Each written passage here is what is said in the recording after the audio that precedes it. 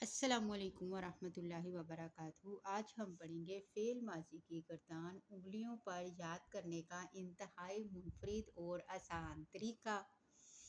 کانا، وہ ایک آدمی تھا۔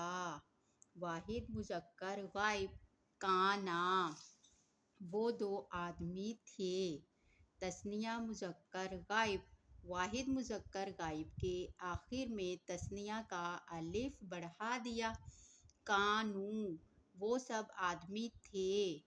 جمع مذکر غائب، واحد مذکر غائب کے آخر میں جمع کا واو بڑھا دیا۔ کانت، وہ ایک عورت تھی۔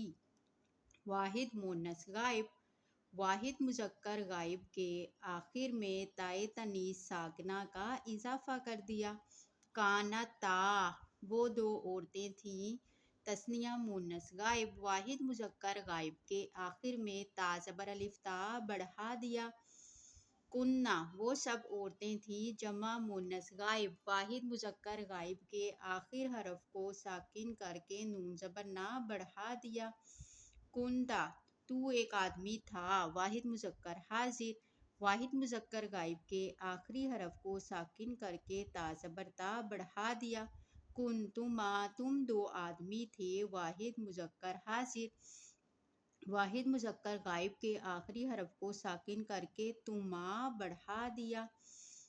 کنتم، تم سب آدمی تھے۔ جمع مذکر حاضر، واحد مذکر غائب کے آخری حرف کو ساکن کر کے تم بڑھا دیا۔ کنتی، تو ایک عورت تھی۔ واحد مؤنث حاضر، واحد مذکر حاضر کے آخری حرف کو ساکن کر کے تا زیر تی بڑھا دیا۔ کنتما، تم دو عورتیں تھیں۔ تثنیہ مؤنث حاضر، واحد مذکر غائب کے آخری حرف کو ساکن کر کے تما بڑھا دیا۔ کنتنا، تم سب عورتیں تھیں۔ جمع مؤنث حاضر، واحد مذکر غائب کے آخری حرف کو ساکن کر کے تنا بڑھا دیا۔ کنتو، میں نے لکھا۔ کنا، ہم نے لکھا۔ واحد متکلم، جمع متکلم۔